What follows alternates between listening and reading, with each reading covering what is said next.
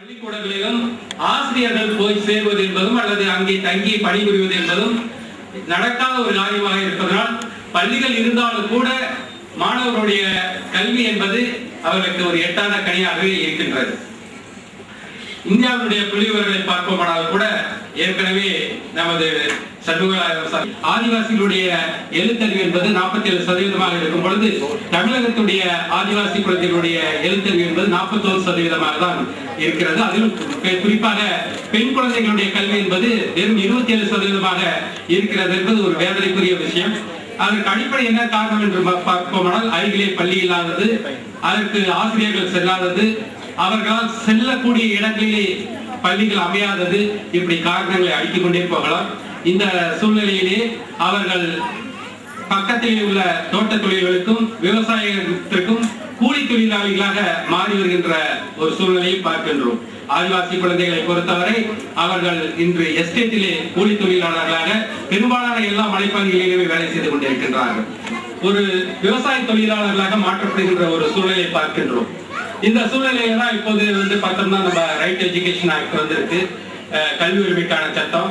இதுல என்ன பிரச்சனைன்னு பாத்தீங்கன்னா, இவங்க எல்லா தோட்ட தொழில கூலி தொழிலாளர்களாக இருப்பதனால், அதாவது இன்னைக்கு இருக்கின்ற எஸ்டேட்ல கூலி தொழிலாளர்களாக இருப்பதனால இவங்களுக்கு இந்த சைல்ட் லேபர் ப்ரொஹிபிஷன் ஆக்டே பொருந்தாது.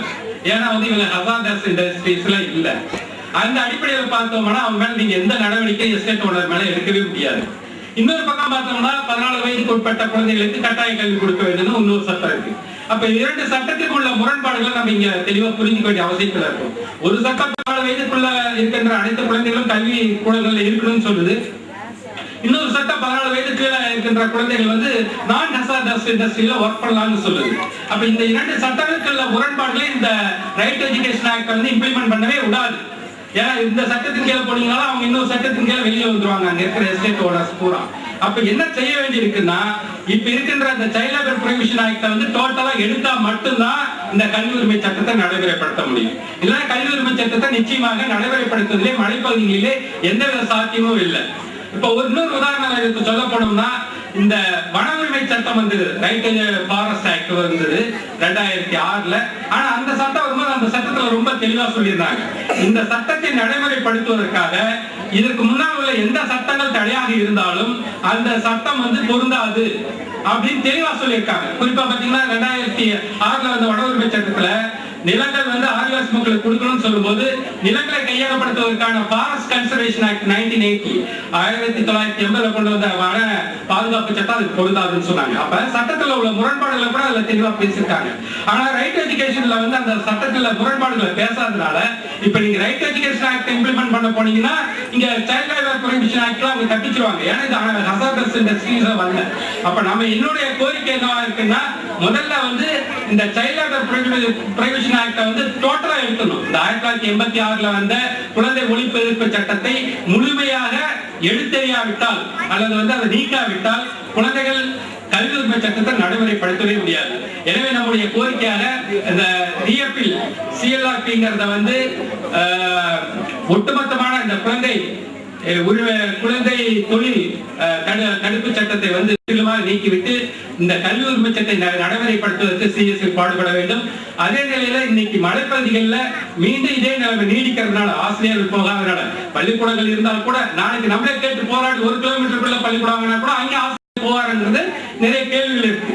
என்ன விஷயம் பாத்தீங்கன்னா இதுல ஏஓ டிஓ அவங்களுடைய விஷயங்கள் எப்படி பாக்குறாங்கன்னா, அவங்க ஆசிரியர்கள் அவங்களுடைய குழந்தைகளை படிக்க வைக்கணும் அதுக்காக கீழே இருந்துக்கிறாங்க. நான் நேற்று ஒரு கிராமத்துல கோவில் படிக்கிற ஒரு கிராம ஆதிவாசி மக்கள் ஆல் இந்தியா ரேடியோ ரெக்கார்டிங்காக வந்தாங்க. அவங்க கிட்ட பேசும்போது என்ன சொல்றாங்கன்னா, எங்க பையன் தான் பள்ளிக்கூடத்தில் பாடம் நடத்துறான், அவன் 8வது படிச்சாரு, அவன் தான் பள்ளிக்கூடத்தில் பாடம் நடத்திட்டு இருக்கான். என்னன்னா வாத்தியார் வர்றது இல்ல. வாத்தியார் அவனுக்கு மாசம் 400 ரூபாய் கொடுத்துட்டு அவர் கீழே உட்காந்துக்கிறார்.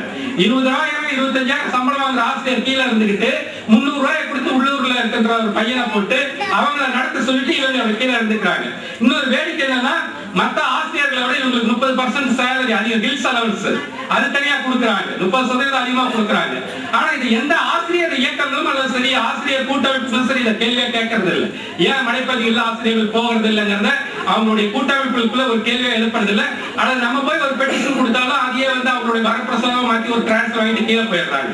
அப்ப அதுக்கும் கூட ஒரு கடுமையான நடவடிக்கை எடுத்து அங்க வேலை செய்யறாங்கன்னா வேலை செய்யலும் போது அது அவங்க ஒண்ணு சஸ்பெண்ட் பண்றது அல்லது வேறு விதமான துறை ரீதியான நடவடிக்கை எடுக்காதவர்களோ வெறும் பெட்டிஷன் கொடுத்ததால அவங்க டிரான்ஸ்ஃபர் ஆகிட்டு கீழே போயிடுறாங்க. அப்ப அந்த விஷயங்களையும் இப்ப ரைட் எஜுகேஷன் ஆக்டை வந்து மலைப்பகுதிகளில் நடைமுறைப்படுத்தணும்னா நம்ம சிஎஸ்சியில் வந்து அது சீரியஸா மானிட்டர் பண்ணி அதுக்கான ஒரு குழு அமைச்சு எல்லா பள்ளிகளிலும் முதல்ல ஆசிரியர்கள் வராங்களா, இன்னும் புதுசா உருவாக்குற பள்ளிகள் வேற, இருக்கின்ற பள்ளிகள்ல முதல்ல ஆசிரியர்கள் வராங்களா அப்படிங்கறதையும் சிஎஸ்சியில் மானிட்டர் பண்ணோம். அதோட இந்த குழந்தை ஒழிப்பு சட்டம் 1986 முழுமையாக நீக்குவதற்கும் இந்த ரைட் எஜுகேஷன் ஆக்டை இம்ப்ளிமெண்ட் பண்ணுவதற்கும் ஒரு தீர்மானத்தை கொண்டு வர வேண்டும் என்று கேட்டுக்கொண்டு எனக்கு வாய்ப்பளித்தமைக்கு நன்றி கூறி வருகிறேன். நன்றி.